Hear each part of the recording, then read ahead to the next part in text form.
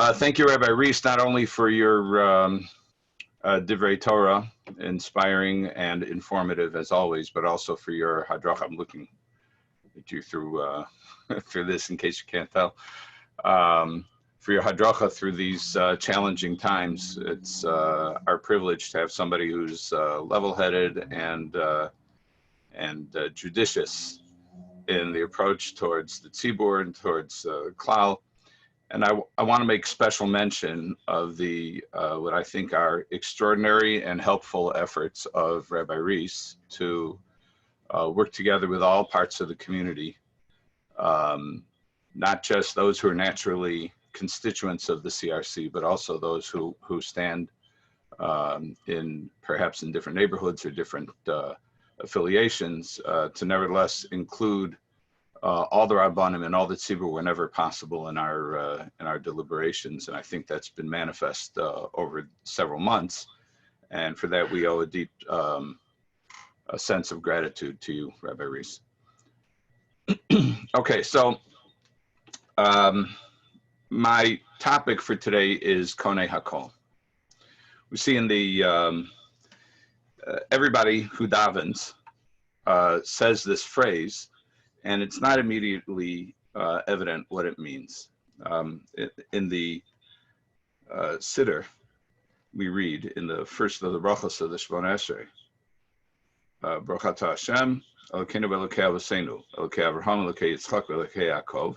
Blessed are you, God, our God and God of our fathers. This opening bracha is very rich. I'm not focusing on any of that right now. Elokei Avraham, Elokei Yitzchak, Elokei Yaakov, God of Abraham, God of Isaac, God of Jacob, Hakel, Hagadol, Hagibor, V'Hanora, the great, powerful, and awesome God, Kel Elyon, uppermost God, Gomel Chasadim Tovim V'Konei Hakol, who does acts of kindness, V'Konei Hakol. Konei Hakol is a little problematic. The most obvious translation of Konei is owns, acquires, owns everything.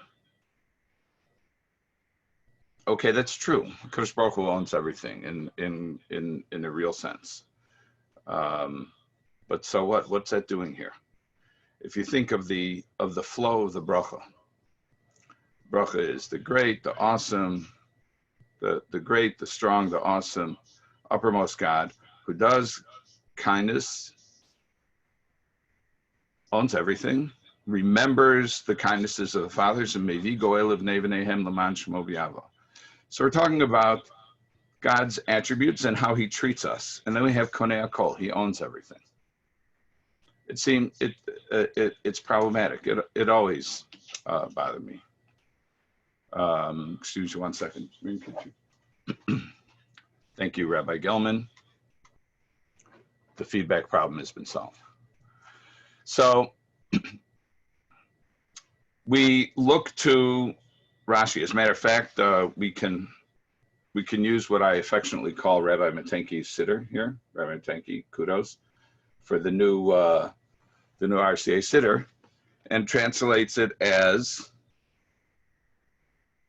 who bestows rewards of benevolent kindness, who's the creator of everything. Creator of everything. How do we get from Konei, which in basic Hebrew means owns, to creator? Well, so if we look, and by the way, it's not just the RCA Siddur, Art Scroll also translated who creates everything. So if we look at Rashi in Parshas Lech Lecha, this is the episode of the battle of the 4 kings against the 5, and Avraham comes to the rescue with his 318 men, and he is defeated by one of the kings, Kedar LaOmer, and then Melchizedek, who is Melech Shalem, Hotzi Lechem v'Yayin v'Uchoim le'Elyon. So Melchizedek, who is the king of Shalem, brings out bread and wine, and he is a Kohen to the uppermost God, to Kel Elyon. Vayevarchehu, and he blesses him. The implication is he's blessing Avram, and he says, Baruch Avram lekel Elyon Konei Shamayim V'aretz. Blessed is Avram to the uppermost God, to the highest God, Konei Shamayim V'aretz. So it's the same word, not the same phrase. We actually hear the same phrase on Friday night in the mini repetition of Shemona Esrei of the Bracha Achas Mein Sheva, where we say Kel Elyon Konei Shamayim V'aretz. It's actually the exact phrasing that we use. But here we have Konei Shamayim V'aretz, and Rashi says Konei Shamayim V'aretz Kamo Osei Shamayim V'aretz, like Osei Shamayim V'aretz, like makes the heavens and the earth. Al Yedei Asiyoso Kana'an Lios Shelo, by virtue of having created them, the heavens and the earth, he made them his. Okay, so now we know the source of the translation, but what's it doing here? It does not appear to be consistent thematically with what's going on in the bracha. The bracha is, and this is an orientation to Shemona Esrei. It's we're describing God's. We're being mesader shvachav shel HaKadosh Baruch Hu. We are we're setting forth the praises of God, and we're saying, who are we davening? Before whom are we davening? And it's true that God owns everything, and it's true that God creates everything. But what does this have to do with Gomel Chasadim Tovim v'Zocher Chastei Avos? It's sandwiched between. It's after Kel Elyon, Gomel Chasadim Tovim v'Konei Hakol v'Zocher Chastei Avos. God does good things, and He remembers the kindnesses of the fathers. So, if we look at the proof texts that Rashi cites, or he says Kamo Osei Shamayim V'aretz, so that phrase Osei Shamayim V'aretz actually shows up several times in Tehillim, and the Meforshim say that the language of Kinyan can imply more. The language of Kinyan has an additional sense. Where do we see this? Well, if we look at Parshas Hazinu, Parshas Hazinu says, Is yours? Hal Hashem Tigmeluzos. This is Moshe Rabbeinu speaking to Bnei Israel. He says he's expressing his displeasure with Bnei Israel, and he says, is this how you're treating God? Am navo v'lo chacham, let's call it foolish or coarse people. It was not wise. Halohu avicha konecha. He's your father, konecha. Same phrase, konecha. Your kone, your owner. Ascha vaychoneneko. Well, here we see, because of the parallel phrasing, which is frequently an indication of an equivalence, if not an identical synonym, we see again, konecha, hu avicha konecha, hu ascha vaychoneneka. He made you and he set you up. So we see, number one, a reaffirmation of Rashi's assertion that konecha, that the language of kone is ose. But now we have a little bit of a monkey wrench, because we say that HaKadosh Baruch Hu is avicha konecha. He's your father, your owner, or your maker. Now let's talk about how does that have the father bit connects with the first bracha. The first bracha is referred to as avos. Okay, I get that. But what does that have to do, again, with Ose? So if we look in the Tehillim, we have Tehillim Kuf Tesvav. We have the phrase that Rashi presumably refers to. It's not in all of the editions of Rashi. He just says Kamo Ose. In some of the editions, it says Kamo Ose Shemayim Va'aretz, maker of heaven and earth. So what does it mean in those places?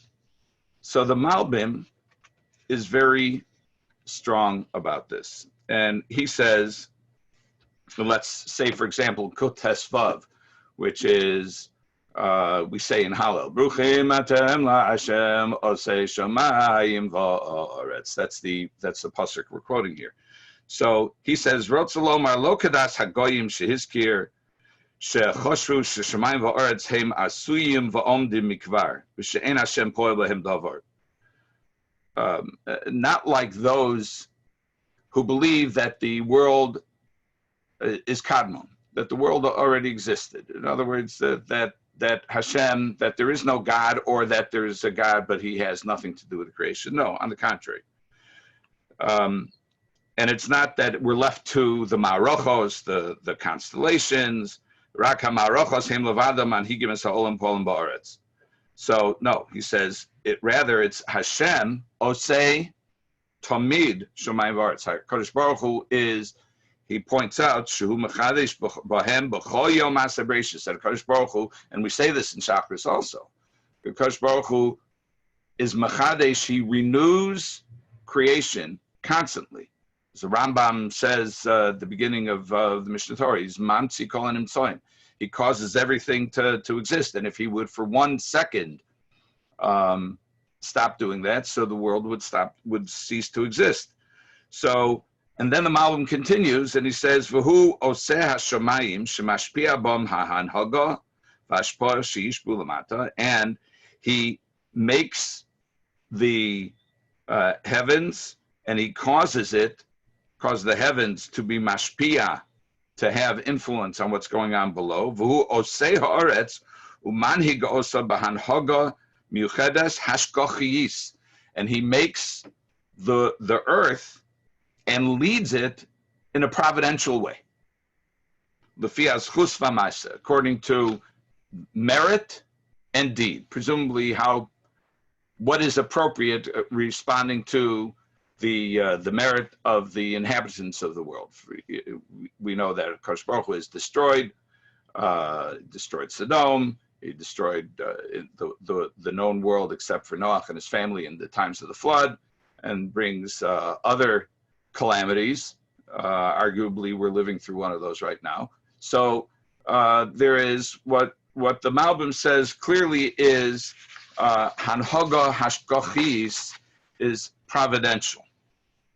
And he says in another place, which is, we have this in the Tehillim Kuf Chaf Aleph, Ezri Me'im Hashem, again, Osei Shamayim V'aretz, my help is from God, Osei Shamayim V'aretz, who makes heaven and earth. He says, Mi'aches la'osei ha'aretz, that here David HaMelech is relating to the maker of the world, Uman Higa.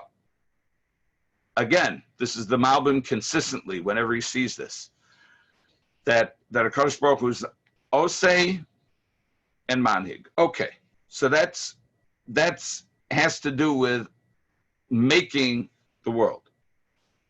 So why did the Anshe Knesset Gedola use the word Konei? So say Osei Hakol. Konei Hakol seems to be a somewhat attenuated language for the concept that the Malbim is talking about here. The Malbim is talking about Osei, God makes, b'Lashon Hoveh. In another place, the Malbim points out that it said in Lashon Hoveh in present tense, not Osa Shamayim V'aretz, not he made and then left, but rather he's Osei, which was the point the Malbim said here. So say, Kadosh Baruch Hu is Osei Hakol. So you'll tell me, but that's not what Malki Tzedek said. So why are we using the language of Malki Tzedek? Why are we saying Konei Hakol? Why this language of Konei? You might ask, why did Melchizedek use the language of Konei? So if we go back to Hazinu, and if we look at the language, Rashi notes, and you need to rely a little bit on the Sifsei Chachamim, which is a collection of Perushim on Rashi as well. But Rashi points out three things. Halohu avicha konecha. So he says three things. One, shekno acha. Okay, that's what we've talked about. He acquired you. And this goes back to the first Rashi that we mentioned, which is the Rashi in Bereshis, who says, Aidei asiyaso kna'acha, that through his making, or kna'o, through his making the world, he acquired the world as his own acquisition. Fine. So that's consistent with what we've seen before. Now we have another one. Shekinencha bekan haslaim ube'eretz chazaka. That he nested you. He nested you. How do we get nested? From the language of kan tzipor, or a kane, which is a nest of a bird. So shekinencha bekan hasloim ube'eretz chazaka, that God protected you in the nest of the rocks and in a strong land. In other words, Kadosh Baruch Hu not only owns you, that's the first one, kina'acha, but also kinencha, he protected you. This is Moshe Rabbeinu talking to Klal Yisrael. And then he has another one, shetikencha b'chol minei takana, that he set you up with all kinds of establishings. So what does that mean? So the Mefarshim say that it means Kohanim, Nevi'im, and Malachim. Kohanim, priests, Nevi'im, prophets, and Malachim are kings. What does that refer to? In other words, we live within a certain societal structure that HaKadosh Baruch Hu made for us. And he set us up with all kinds of b'chol minei takana. He set us up, our civil society, with all kinds of structures. He structured our society. Wow. That's like three disparate things that are just thrown out there. They all have a kuf in them, or kuf nun in them.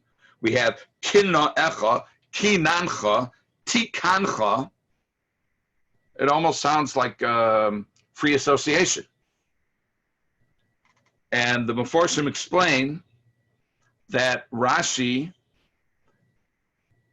maintains that there are certain words for which the root letter, we know that the standard root letter in Hebrew is, the standard root word in Hebrew is of 3 letters. And Rashi believes that the root of the word konecha, or kone, is kufnun, 2 letters. And that at least these 3 words, perhaps every word, I don't know, but at least these 3 words that have the letters kufnun are included in this notion of konecha. Owns you, set you up, protected you and set you up. Now this would explain the question that we asked earlier, which is, Halohu avicha konecha. He is your father, konecha. Now, your father, your owner, doesn't resonate. Your father, your maker, a little bit more. But your father, your protector, that I get. Your father who sets you up, who structures you. Okay. Now we're getting a notion of that echoes the concept of the Malbim. The Malbim talks about hashgacha pratis, Well, what is hashgacha pratis? Hashgacha pratis is protecting and guiding, acting like a father, acting like a balabas who can control. The Ramban talks about in Bereshis, when Melchizedek makes this expression, he says, what is kinyan? Kinyan is like, what do we refer to as something that is what we would call, he doesn't use these words, a spitz kinyan. What is really the epitome of kinyan in Chumash? Well, how about mikneh? Mikneh means that which you own, the owned. Mikneh. What is mikneh? Tzon. Mikneh tzon. Sometimes it's mikneh bakar. So it's sheep. Sometimes it's other types of cattle. But what do we do with sheep? Do we say, okay, shepselach, okay, little sheep, you go about your business and come back when you've got something to talk to me about? We don't do that. We have a ro'ei tzon. As a matter of fact, the Avos were notable for being ro'ei tzon. And Klal Yisrael were notable for being ro'ei tzon. What's a ro'ei tzon? A ro'ei tzon is somebody who watches over the sheep. Is somebody who is doeg for the sheep. We build corrals for the sheep. We don't allow the sheep to just wander off by themselves. Somebody who is a ro'eh, somebody who is a shepherd, makes sure that nothing bad happens, protects against predators, and does his best to make sure that the sheep are healthy and that they're well provided for and they're taken care of. So this is implicit in the concept of kinyan, of ownership. If you're a real balabas, then you're a balachrayas. You take responsibility and you take care of your sheep. Now, if we go back to the siddur and we say, Hakel Hagadol Hagibor V'Hanorah, the great, the powerful, the awesome God, Kel Elyon, the uppermost God, Gomel Chasadim Tovim, he does kind acts of kindness, Konei Hakol, and he's there, hashgacha pratis, all the time. He's in charge of everything, and he makes sure that everything works. As the Torah Tamima points out, the Torah Tamima asks a question in his Sefer Baruch She'amar. He asks a question that's similar to the one that we articulated earlier. And he says, what's the connection between Gomel Chasadim Tovim, who does acts of kindness, but Konei Hakol, and owns everything? And he says, unlike human beings can be extremely charitably minded. But sometimes a very charitably minded person doesn't have the wherewithal to follow through on his desire to act kindly towards other people, to support other people. He's choser onim. He may not have the money. He may not have the time. He may not have the insight. He may not know how to address it. He may, the person he's speaking with may need a physician, and he's not a physician. He doesn't have the capability of addressing the needs. Kadosh Baruch Hu is Gomel Chasadim Tovim, and lest you think that your situation is so dire that a Kadosh Baruch Hu can't do anything about it, that's not the case. Kadosh Baruch Hu is Konei Hakol. Kadosh Baruch Hu controls, not only can control everything, but controls everything. So when we say this bracha, we are reinforcing, after all, what is the first bracha? The first bracha being Misader Shvachav Shel Makom, of ordering the praises of God, is not just talking to God. That's at one level, but we're lehispalel. When we daven, we're not just talking to our Kadosh Baruch Hu, we're talking to ourselves. And before we step up to the plate, as it were, and start banging away at all the bakashos, all the requests that we have, we first are establishing who we talking to. We're talking to our God and the God of our fathers, a God who's powerful, a God who does acts of kindness. He remembers our forefathers, and he has the capability to deliver. So I just want to close with the Shulchan Aruch says that the halacha is that somebody has to have in mind the meaning of, he has to have kavanah during davening. If a person doesn't have kavanah during davening, so then person is not yotze, at least not the way he should. And the Nosei Kalim, the commentaries on Shulchan Aruch and the Shulchan Aruch as well, and the Rambam, others, there's a famous discussion with Chaim Brisker all about, well, it appears that the minimum kavanah one must have, the minimum intention one must have is Omed Lifnei HaMelech, is that throughout Shemona Esrei, whether you know what you're saying, you don't know what you're saying, you have to understand that you're standing before God.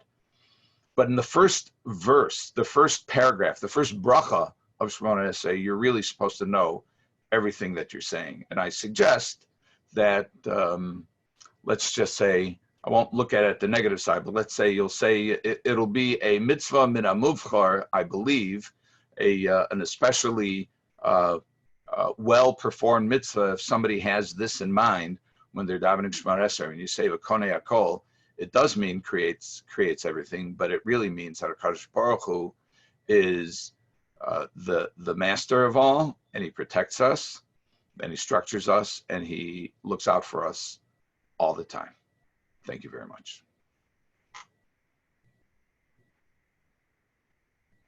I want to thank Rabbi Elisha Prero for his thought-provoking, his erudite presentation, his insights. As usual, it's always a pleasure to learn from you and to hear you speak. Before I introduce the next speaker, I want to remind everybody on here and to tell your friends and family members to go to crcweb/Shavuos and to sign up to be part of our community-wide Siyum. You could sign up to learn Mishnayos, you could sign up to learn Tanakh, you could do both of them, but to be part of this massive community effort in a time of unprecedented Achdus, and then be a part not only of our learning over Shavuos, but also the Siyum, which will be after Shavuos the next Sunday with Eitan Katz.